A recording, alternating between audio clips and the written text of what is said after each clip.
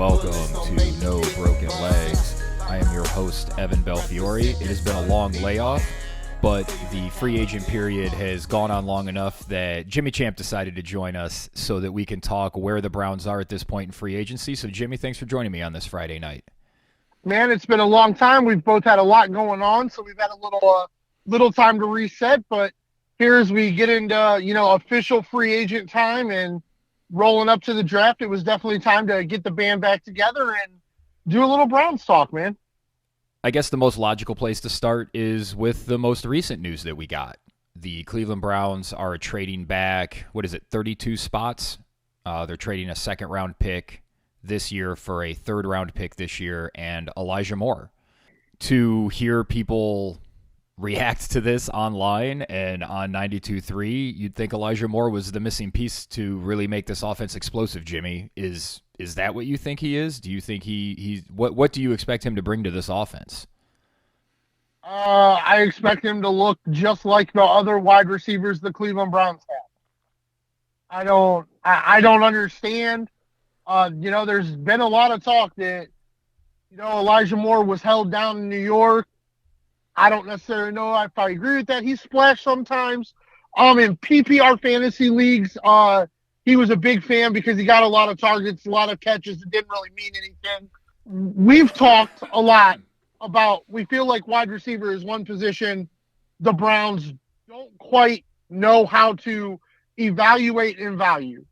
Like what you gave up to get Amari Cooper and then to not give up less than that to get Brandon Cooks and settle on Elijah Moore is freaking insane to me.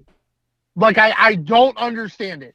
Like, I don't see Elijah Moore being on the field with the wide receivers the Cleveland Browns have and anybody going, wow, Elijah Moore is splashy.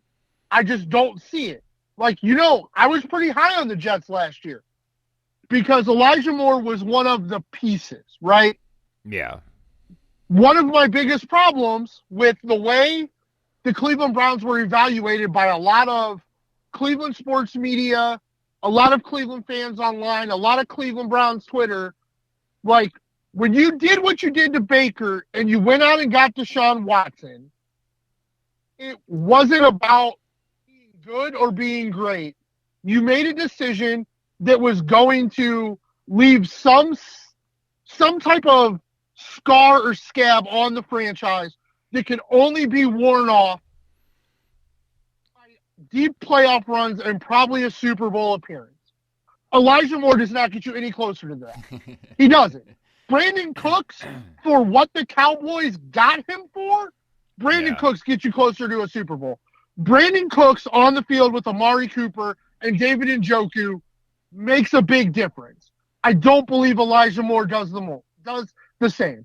I believe you'll be like, was that DPJ or Elijah Moore who just had that 8-yard catch? I don't know. I don't think he makes it any different. That a receiver in 2 years that has 15 total starts, 80 total receptions, 984 yards and 6 touchdowns doesn't move the needle for you? No. I mean, Jimmy, that's almost 500 yards a year and 3 touchdowns if you average it. Yeah. Yeah. Now, granted, that would have, I think, been the third leading receiver for the Browns last year. So that 500 yards would put him fourth on this Browns team last year. Njoku had 628. DPJ, I think, mostly. I hesitate to give DPJ too much glowing reviews. He was good, and for a 6th-round pick, he was excellent. But he's not a number 1. I'm not even sure if he's a number 2. Cooper was pretty good last year, but what I don't see on this team is what they told us is the most important thing to them. Jimmy, they told us the most important thing is downfield passing. Who's the guy that you can just throw the ball to and he's going to win a 50-50 ball? Because that's not Elijah Moore's game. No, it's not. The reason he's not in New York anymore is because they went out and got that guy, former Ohio State wide receiver Garrett Wilson. Yeah, exactly. And that's what made Moore expendable, along with all the guys they signed for Aaron Rodgers. But I don't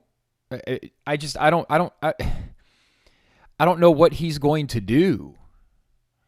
Like that's the thing that I don't fully realize.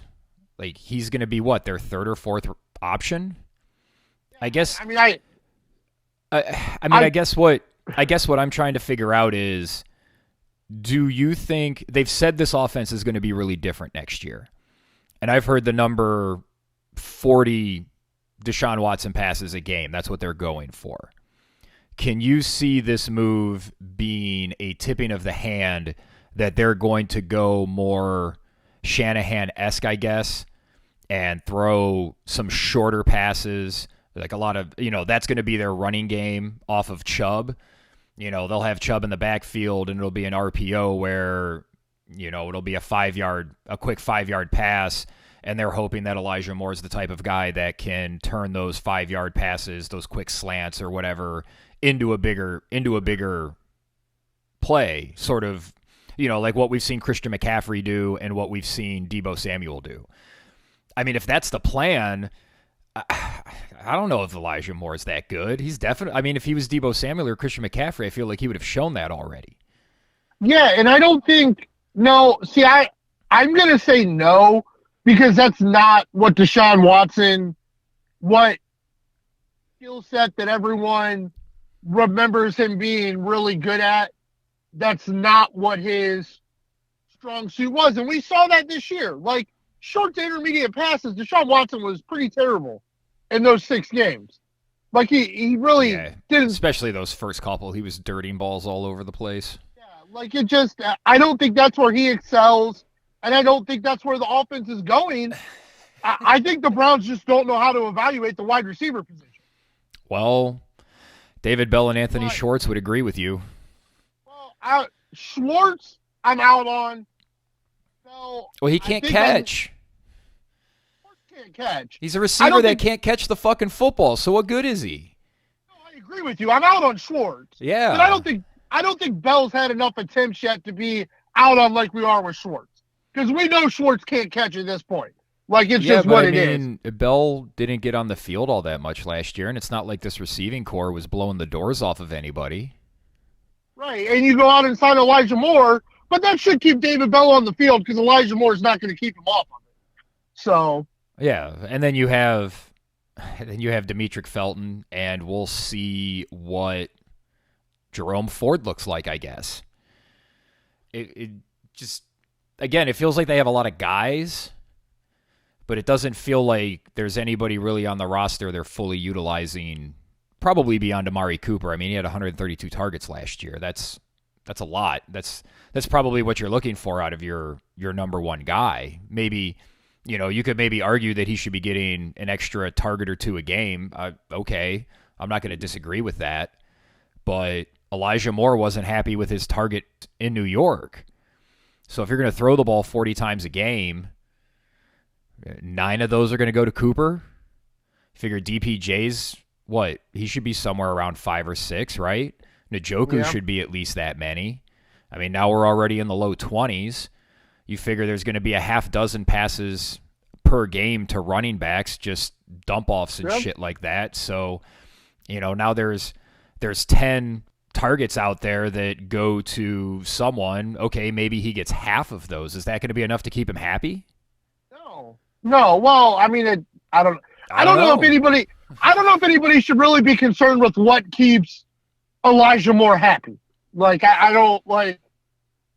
Well, it's fine, Jimmy. It's fine. He was a situation. Pain in the ass for the Jets and an attitude problem, but he's not going to bring that to Cleveland, because when has anybody been an attitude problem in Cleveland? Well, I mean, all they've done this offseason is sign a bunch of guys with attitude problems. So. And I guess we should just address the elephant in the room. We've both made our opinions on Deshaun Watson pretty clear, but really, I think this is just another example of there's just no excuses for him next year. He either has to play like an elite quarterback and get them to at least the second round of the playoffs, or he's going to face the wrath of a fan base, and it's going to get Stefanski fired. I don't think Andrew Berry will get fired. D. Podesta seems to be untouchable, so I don't know. That's the job I want, man. He doesn't seem to do anything. he has a lot of input. He's in all the meetings, but he doesn't really have any authority, I guess. But he does. He's in charge, but he's not. Yeah. I don't know. He's just a consultant. You know what it is? He's a consultant. It's the best gig in the world. He's a consultant. Hey, man, I just consult the guys that make the decisions. They make bad decisions. That's on them. Well, I mean, we talked a lot about that at the end of the year with, what DePodesta was feeding Barry and Stefanski to what the offense needed or should look like analytically. I don't necessarily want to go back to that, but I think Kevin Stefanski, I mean, he might almost have another out this year because he might almost be able to go back to Barry and back to Haslam and say, what did you give me? You gave me Elijah Moore. How are we supposed to get better with Elijah Moore? And that's the only real upgrade they've made, or that's the only real addition they've made on offense. I know they brought in, was it Jordan Akins, the tight end? He's more of a blocking guy. He's not.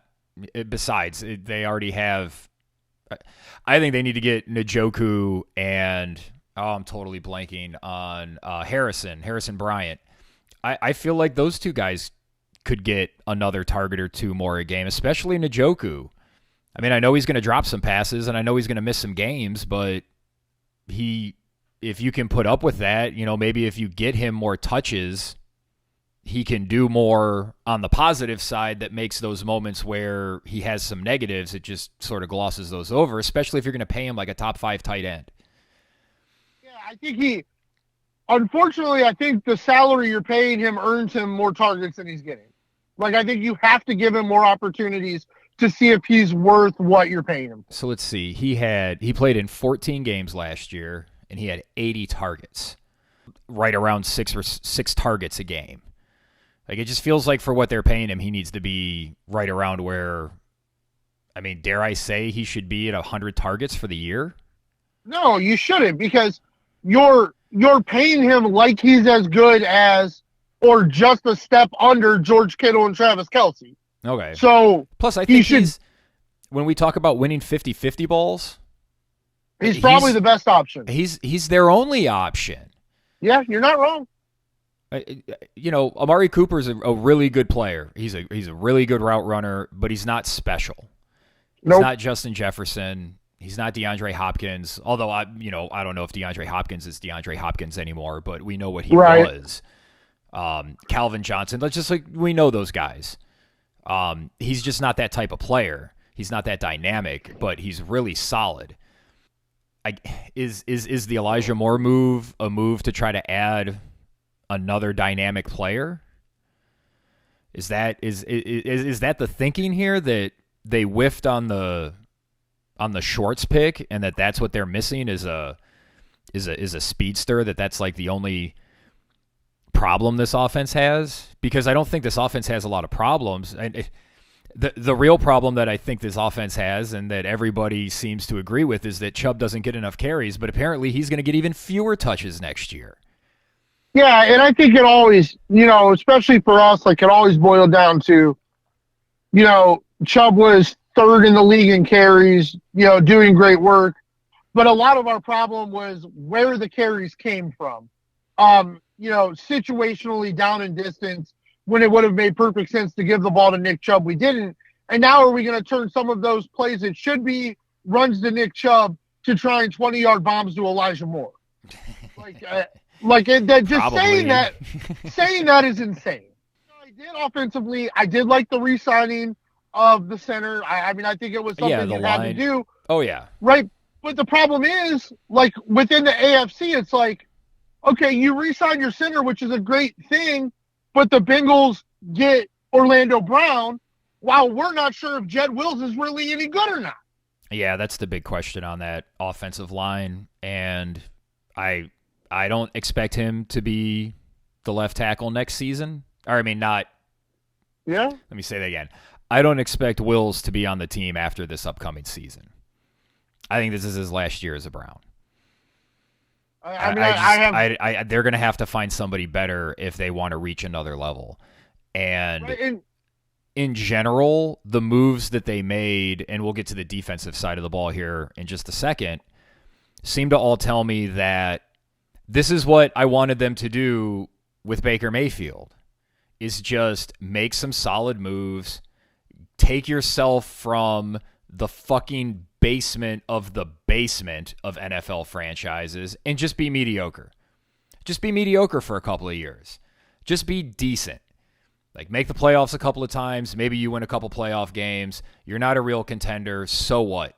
Just build this team back up to the point that now you're in a position that you can start taking some shots to actually try to compete and win a Super Bowl. These moves have that flavor to them, but they're in a win now mode. They just got Deshaun Watson. They don't have a first-round pick this year or next year. Yeah, kudos to the Browns for not capitalizing on building a team during a quarterback's rookie contract. I don't...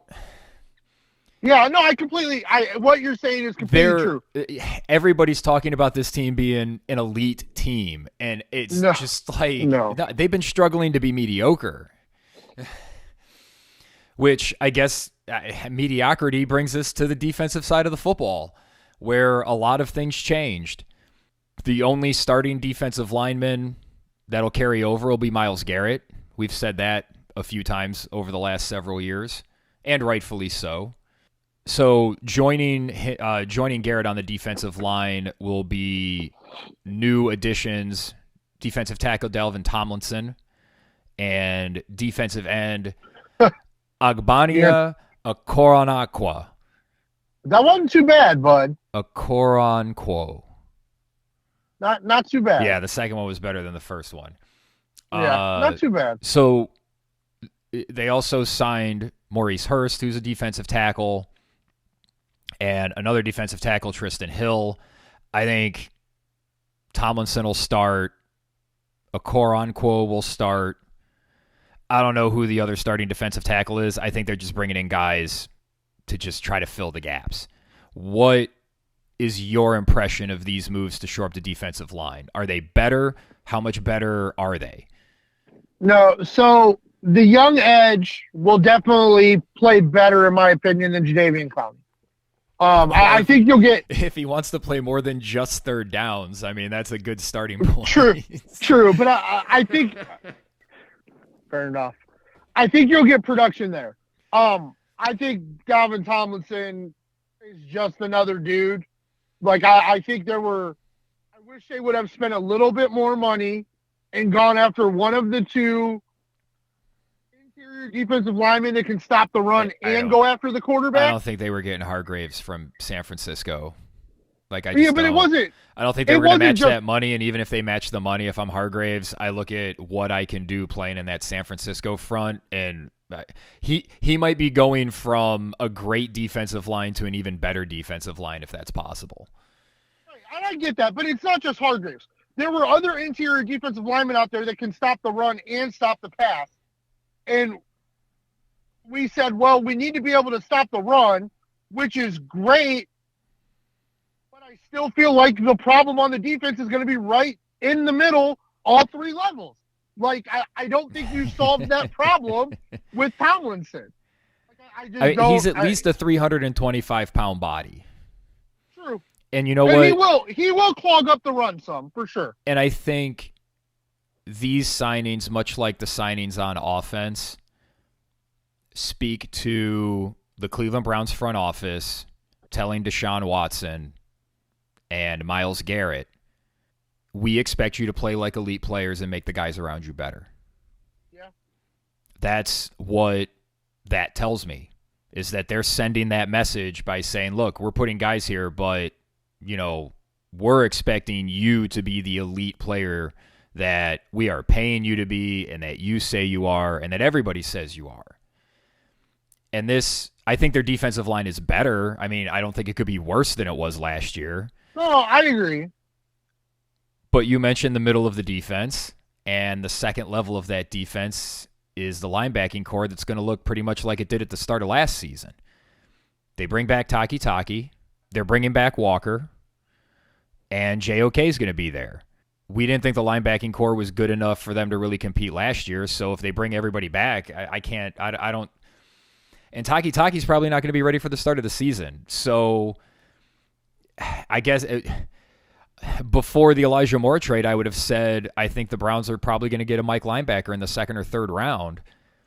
They got to get another linebacker, don't they, in the draft? Like they can't. Like they got to have somebody waiting in the wings. I have zero. As of this moment, I have zero idea what I think the Browns are going to do in the draft. Wagner? Bobby Wagner's out I there. I would have no problem with it. Do you think he'd come here? No problem with that. I don't know. I mean, he might look at that defense and say, well, I can get 200 tackles next year easy. Like, yeah, he's not going to lose any to the defensive tackles. Yeah, so. I mean, you hope JOK progresses. It'll be his third year. Yeah. You hope he stays healthy, but I like his game. I just worry about him staying healthy at his size with the way he plays. Yeah, and I agree with that. That's fair. Hopefully, I do want to say I do believe Schwartz will do a better job of utilizing the talent that he has on the field. Oh, I totally agree, which I guess that's where we should have started, is that Joe Woods is out and Jim Schwartz is in. So with Jim Schwartz now, what should people expect to be different about this defense? You will see a more attacking, more aggressive defense. Well, that'll make all the fans happy, and that's what you and I have been calling for some time now. Yep. I think Jim Schwartz will look at what the players on the team do well, what they don't do well, and go, we got to get the ball out of the quarterback's hands a lot faster than they have in the last couple of years. We're going to pressure. We're going to use guys to their fullest ability, and we're going to try to make some things happen. I do believe that. I just love how it's a novel idea to, hey, let's figure out what our players do best. Let's play to their strengths. I know. Like, it's a novel idea. But, it's still the thing that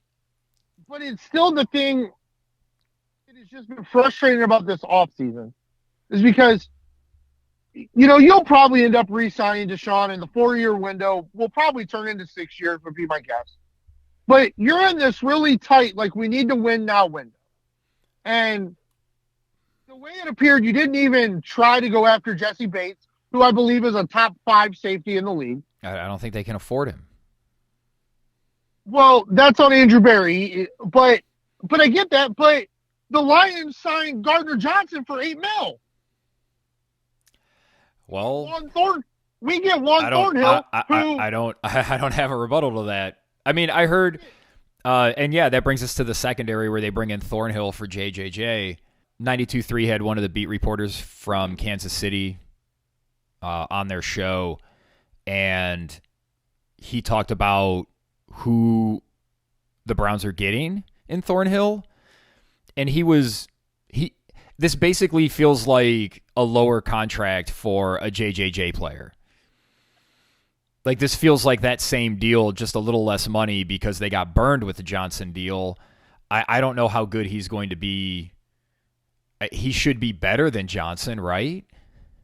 Well, but here's the thing, he's another guy, which is exactly what they didn't need on the defense, was another guy who at times can look like a Hall of Famer, and at times teams singled him out in pass coverage and burnt him over and over and over again. So, I mean, I just don't know. Or maybe you can get away with Thornhill being the back end of your defense with Delpit, who also gets lost in coverage if you're pressuring more. Yeah, and I do think I could see that being an idea, and I think that would be a good way to try to cover up that defense, is just because your cornerbacks are solid. They brought back A.J. Green. They lost Greedy Williams. None of that doesn't really move the needle at all.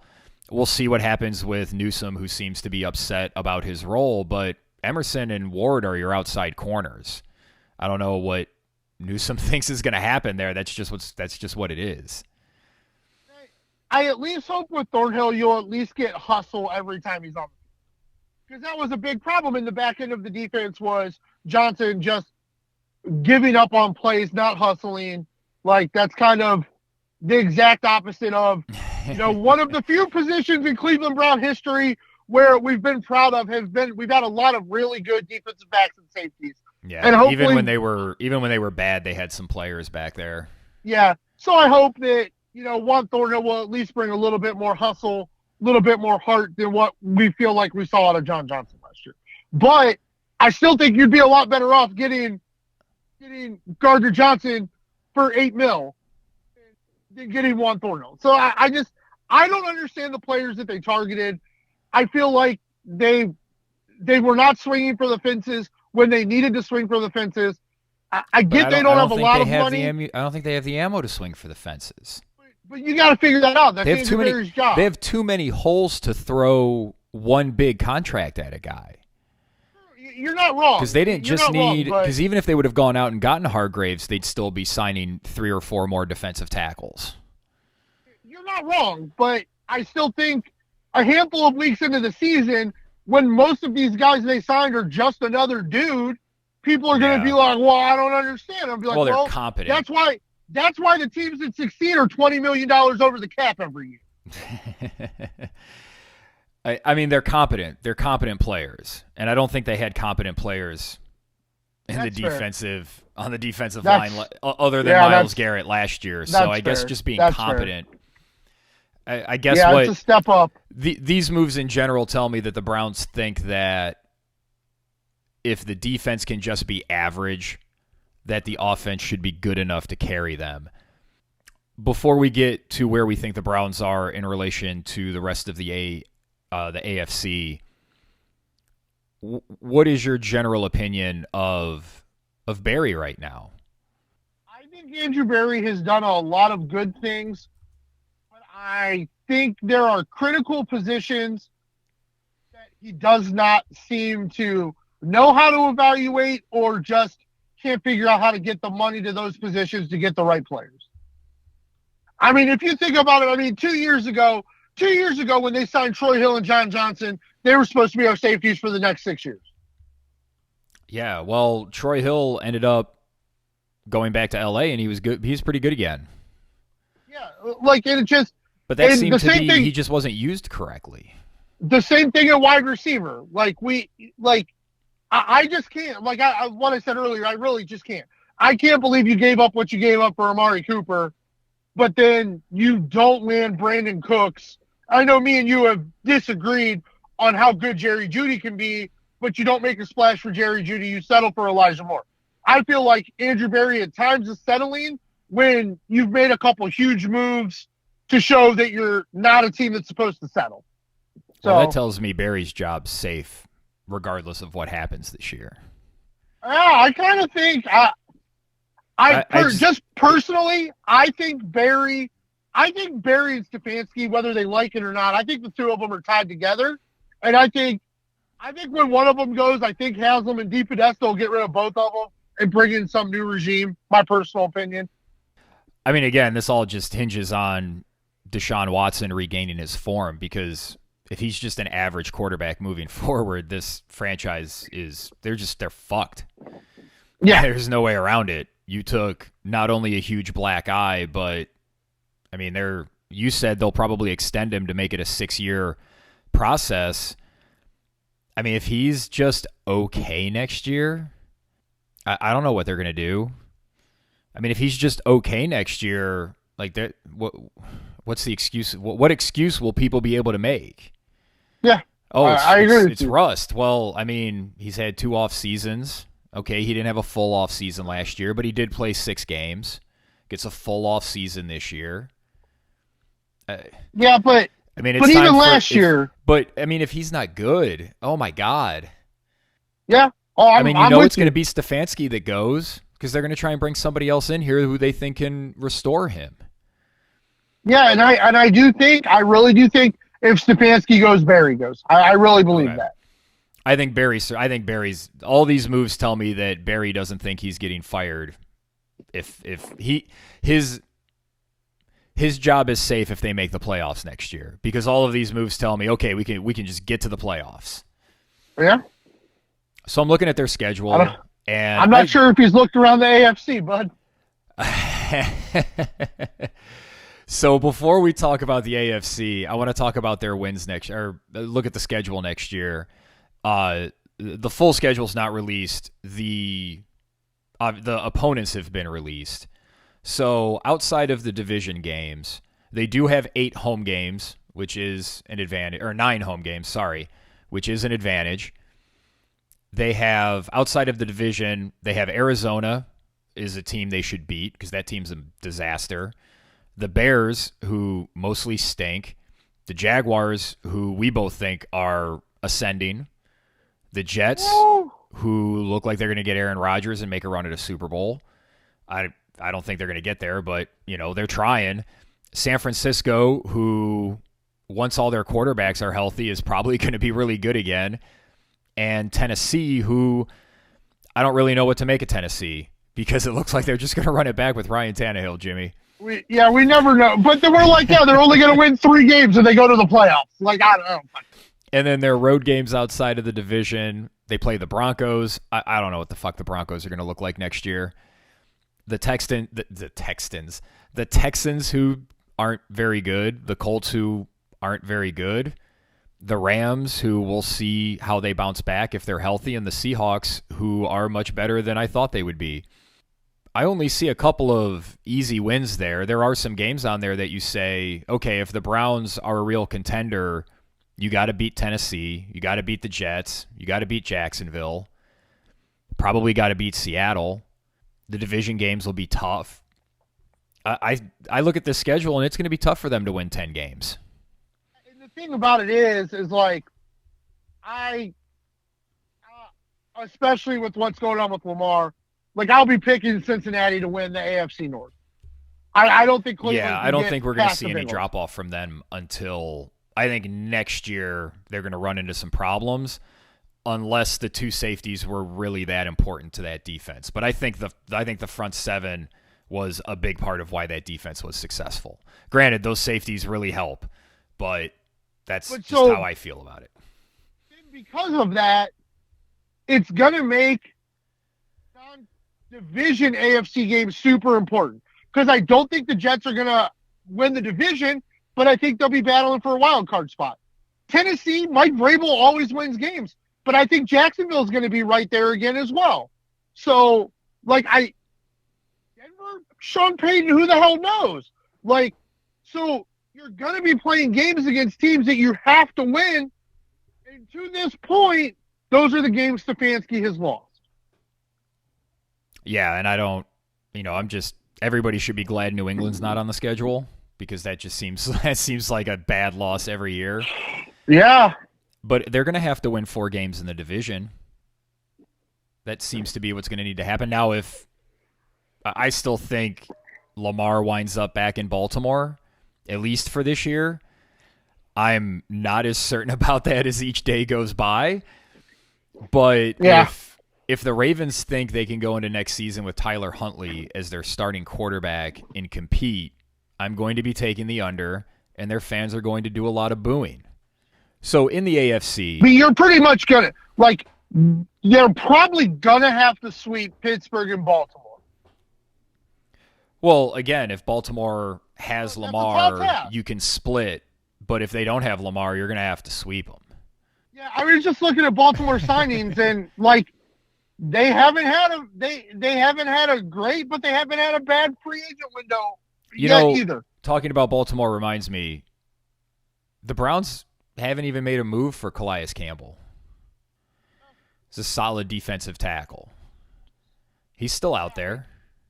Yeah, I don't know. I might have his name wrong, but the Baltimore Ravens defensive tackle that's out there. So in the AFC, Kansas City's the best team. Like, they just are. They had a shitload of rookies. They got rid of Tyreek Hill. Their offense got better. Mahomes was on one leg, and they won the Super Bowl. Like, good luck, everybody. Then you have the second tier of teams. You have Buffalo and Cincinnati. I think Cincinnati's pretty much as good. Again, we'll see just how important those safeties were. Buffalo looks like they're going to try to run the ball.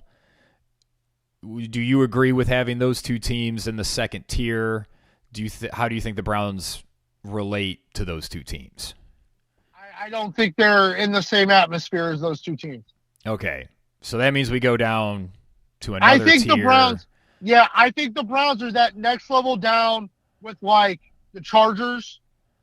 Okay, so like Jacksonville, Yeah, I think that's where the LA, Browns are. Miami, Yep, Pittsburgh, New England, New York, Tennessee, like just the morass of all of those teams. yep. I don't think they. I to me they have not done anything yet to make me believe they can just easily elevate out of that group. Yeah. And the Super Bowl winner hardly ever comes from the morass group. Right. It hardly ever does. Yep. Man, there's just so many good AFC teams. And And I you mean see they. Aaron Rodgers coming in, and it's like, shit. Like, Yeah. and then there's the other issue with, okay, Baltimore, let's say Baltimore ends up losing Lamar and he ends up signing somewhere else. Okay, so now you've knocked Baltimore out as a contender, but what if Lamar goes to New England? Like that team gets really scary very quickly. Yeah. Don't say things. Don't put things like that out in the ether. I mean, luckily that's probably the only AFC team that Lamar could go to. Maybe Tennessee. Oh man, Yeah. Lamar and Derrick Henry in the same backfield. Like fuck Yeah. you. Yeah. Or Yep. Indianapolis with Jonathan Taylor. Like that would be just as frightening. Yep. Yep. So I guess if he stays in the AFC, okay, you lose Baltimore as a contender, but you're gaining wherever he goes as a contender. Yeah, I don't have that third tier that big. I have the Browns in the fourth tier. Okay. And until what would I have that third tier would be Jacksonville, the Chargers. Man, I guess those are the only two. Maybe the Jets. Personally, Maybe the if Jets with a motivated Rodgers. But Tua is healthy, I think the Dolphins are in that tier too. well, that's what I was going to say. Like you have Baltimore and Miami where if Baltimore has healthy Lamar and Miami has healthy Tua, I think they're both in tier 3, but if they don't, I think they're in tier 4, maybe tier 5. Yeah, that's absolutely fair. And then we have to see I don't think Kenny Pickett's going to be anything special, but Pittsburgh's rolling with him for another year. We'll see what that looks like. Even they went 9-8 last year, man. Yep. Like they just fucking do it every goddamn year. It is so infuriating. Why can't they just suck for 1 year? No, doesn't seem like Mike Tomlin wants to let that happen, bud.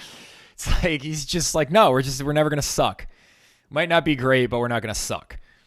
Yep. I don't think the Patriots. I guess Bill O'Brien helps. I mean, it can't hurt having an actual offensive coordinator. That defense is pretty good. I just think the rest of that division has passed them by. Yeah. We talked about the Jets with Rodgers. I don't know what the Titans are doing. I mean, I would have the Browns. Probably the Browns would be at the top of, like the Jets. If they get Rodgers, I think they're a tier 3 team. But my tier 4 teams would pretty much be Pittsburgh when everybody's fully healthy and engaged. Pittsburgh, New England, Cleveland, Tennessee, Vegas, and I guess Denver. And I would think Cleveland's at the top of the class of that group. Yeah. To me, that's a long way from the Super Bowl. Yeah, that's a long way from the Super Bowl. That's not even at that point. That's not in the playoffs. Now you're if Tua gets hurt and misses 6-7 games, like okay, now they've fallen out. You move up. If Baltimore doesn't have Lamar, or if Lamar gets hurt again and he misses substantial time, you should be better than Baltimore. Yep. But that's still, I don't think they're better than the Chargers. I don't think they're better than the Jaguars. And we talked about the top 3 teams, and all of those teams are going to get demonstrably better because they're going to add a starting player in the first round of the draft. Which it just keeps coming back to that, man. Yep. Do you think Barry is going to package some of these 3rd, 4th, and 5th round picks to try and move up? I hope not, because that's the only place in the draft where he's succeeded. I think they're going to probably end up moving back up into round 2. Maybe late round 1. Maybe they trade like 2 3s and a 2 next year to move up into the first round this year. I don't know. Maybe they get creative with picks to try to sneak another second or late first round pick. I could see him trying to do something like that. Daryl Ryder's been like pounding his fist on the table about they don't need 8 draft picks. Like they need guys that can help them win now. Which he's not wrong. The sentiment which echoes what you were saying earlier. And I agree with him. I mean, I guess unless you're just going to take home run swings with all of those picks, but then you also have to, I guess, live with the fact that you might not have any of those guys. Yep. Which they don't seem to get off their own guys very quickly. Do you think Schwartz makes it to the regular season on this roster? I hope not.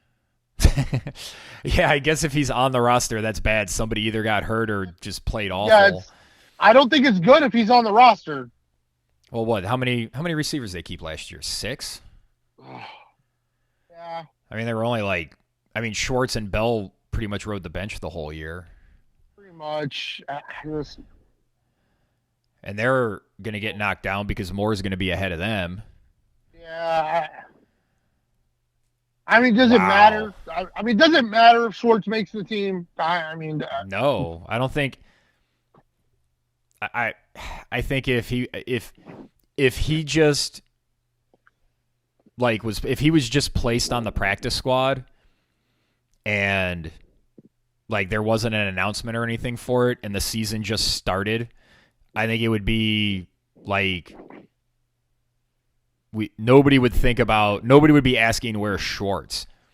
All they'd be saying is, oh, Elijah Moore is just like Schwartz, or wow, he's way better than Schwartz. Like they'd only talk about him as in like this guy that used to be on the team because they'd be right. He used to be on the team. Yeah, I mean, you're not gonna. I mean, yeah, I don't. I think it's just unfortunate for the kid because he's super fast. Just sucks he can't catch a pass. That's an important. Well, I mean, Usain Bolt's fast too. You don't see him playing football.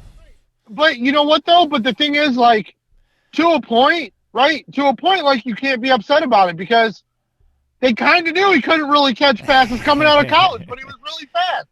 They hoped they could progress him, and they couldn't. A name popped into my head in relation to Elijah Moore. Percy Harvin. I don't think Elijah Moore's that good. Wow. Personally. I don't think he... Because I don't think Percy Harvin ever became the player that we thought he would be. Like, he was always more of an idea than an actual player. But I still think his ceiling was way more than Elijah Moore's. I think that... I guess I just figured that out here at the end of our pod, that's sort of how... That sums up my thoughts on Elijah Moore. He seems like more of an idea than a player.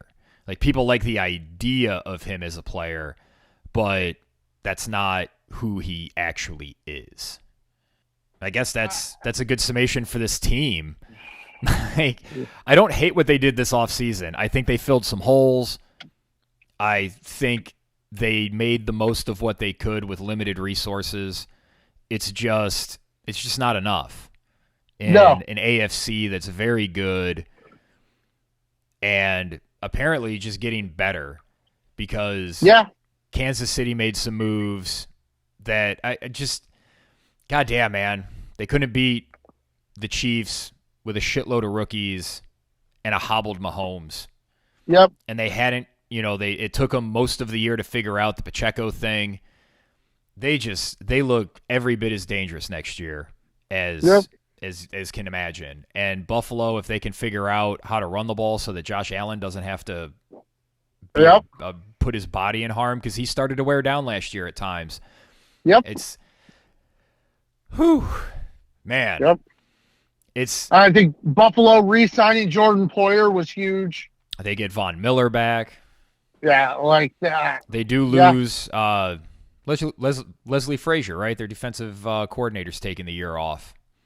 I guess that was my problem with this free agent window so far, is I felt like there were some players out there who you could swing on and possibly elevate yourself a little bit closer to Cincinnati and Buffalo.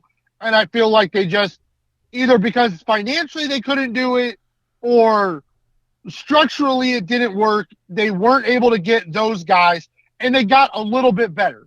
but getting a little bit better in this AFC right now isn't good enough for a team in this window with Deshaun Watson. Yeah, especially for a team that's been as bad as the Browns have been. Yep. A little bit better is better, and I think a lot of people are overvaluing the team because of how incompetent it was during the 1-16 stretch in the years before. Yep. I think that's a mistake that they're still making. This team still looks like it lacks depth. What does the offense look like when Njoku misses a couple of games? If, God forbid, Cooper misses a couple of games around the same time, what does the offense look like then? Yep. Are we... I know... We should just say it now. I know they're talking about only giving Chubb 12 carries a game next year, but I just want to warn everybody that I'm probably going to still bitch about Chubb not getting enough carries. And I will point out all the moments of the game where either, and again, it's not even, he doesn't necessarily have to get the ball, but he won't even be on the field. Yeah. And I guess that's, I just don't know what to make of Stefanski as a head coach. I don't think he gets the most out of his guys. Maybe Jim Schwartz is that voice to help elevate him as a coach. But he's had total control of the offense, and he's the guy. Like, I don't see how Jim Schwartz is going to help the offense be better other than, just making the defense better than one of the worst in the league. I will say one thing one move that the Browns did make that I loved early in the offseason. I'm not going to pretend to say that I remember him as a player or anything, but I do think they've upgraded at special teams coach, which could make a big difference. Like, yeah. I really believe that because I mean, although that the special teams played better as the season went on. I mean, that's not. I'm not trying to defend Prefer. He was mostly bad, and I don't know how he was still. I don't know how he still had the job he had, but there is room for improvement there. The kicking game needs to improve, especially when you draft a kicker like they did. Yep. And they haven't really had a good punter since the Scottish Hammer's first year, and then he fell off a cliff, and it's just been so since for that position for him. So hopefully Bubba Ventrone will hopefully shore that up like we're hoping Jim Schwartz will do. Yeah. And like I said, I absolutely agree with what you said. Like, Andrew Berry did a fine job of identifying where the holes are on the team and getting players into those places. I just don't think the players he signed matches the intent the team has. Yeah, there's still a disconnect between going all in with Watson and the general attitude of these moves. Yeah. Like, I would love it if they could package some of the late round picks and move back up and get like one impact player. That would be excellent. Yeah. And it would almost it would have to they got to find somebody in that second level of the defense that's a people eater. Look at what Roquan Smith did for that Baltimore defense last year. Like, they were a totally different unit when he was on that team after that trade. Yep. And I don't think JOK can be that good. I don't think Taki can be that good. I don't think Walker can be that good. It's just I think they've gone from a bottom tier borderline playoff team to a probable playoff team. But again, it's all on Watson. If he's just okay next year, I think they're going to really struggle to win football games. Yeah, I agree. Especially with what it appears they want to do. I guess, like, how good do you think he'll be next year? I mean, I'm not changing my tune. I don't think he's going to be very good. Yeah, I don't either. There's nothing here that makes me think that all of a sudden everybody's going to level up. I don't know. It's just personal thing. I don't know what everybody saw in those 6 games to make them believe Deshaun Watson can still be that MVP caliber player. I didn't see it, and you're choosing to take your team in a direction that says, if you don't play at an MVP level, we can't win. which doesn't make any sense to me. Okay, throw out the 2 games where it was horrifically cold, even though they play in an outdoor stadium where it gets really cold and he's going to have to do that. But that's the thing. Like, I don't think you can just throw those games out. Like, guess what? Next year you're going to play 2 more fucking games like that. It's those last 3 games he did look a little better, but the only explosive plays they got were in that Washington game, and those were blown coverages against a team that looked like it just quit. Yep. I still don't. I don't know, man. We could talk about the rest of the league for like another hour, because the Commanders signed Jacoby Brissett for $500,000 less than Tampa Bay signed Baker Mayfield for. And Lamar Jackson might be playing for $32 million next year, and Daniel fucking Jones is going to make like $45 million next year. Just none of this makes any sense. Like, it doesn't make any sense. Geno Smith is making $30+ million, like I assumed he would, but 2 years. He got a 2-year deal basically with the guaranteed money, which is, man, all those bad seasons, he puts up 1 good season, and now he's got 2 for 60. It's the quarterback ranges are very weird, Jimmy. It should make for an exciting NFL season. It should, because I think you'll see teams that are having discounts on quarterbacks be able to really build teams around those guys. All right, Jimmy. Thanks for joining me to talk through all this. It's just been a long time. It's just good to get together and chat football. Always is, man. And I think, we'll definitely at the end of free agency, as we get to the draft, we'll definitely pick back up. Just to see if we can. I don't know. The Browns don't have any draft picks. Yeah, well, we like to, we're not just Browns talk here, right? We're interested in the whole league. So if we start to get a pulse on where we think these quarterbacks are going to fall, and then we're definitely hearing hopefully maybe next week we can start some NBA playoff talk. Yeah, we'll definitely get something out before the NBA playoffs begin. So yeah, it's always good to get back on here and get our message out there. All right. Now I would like to thank all of you for joining us. We will definitely do this again sometime soonish. We will definitely get an NBA podcast out sometime before the playoffs begin, maybe during the play-in games, but We'll have our title picks. We'll try and see if we can get Brandon out here because he follows the NBA even more than we do. See if we can get you guys some monies. Yeah, we got to get you guys some monies. I will very briefly say I may have put a small wager at plus 1,200 for the Lakers to win the West. That wasn't a bad idea, bud. The West is wide open. I'll say that right now. Like, that's some crazy shit out there. But we thank you all for listening. Please drop us a like or a subscribe. For Jimmy Champ, I am Evan Belfiore, and we are No Broken Legs.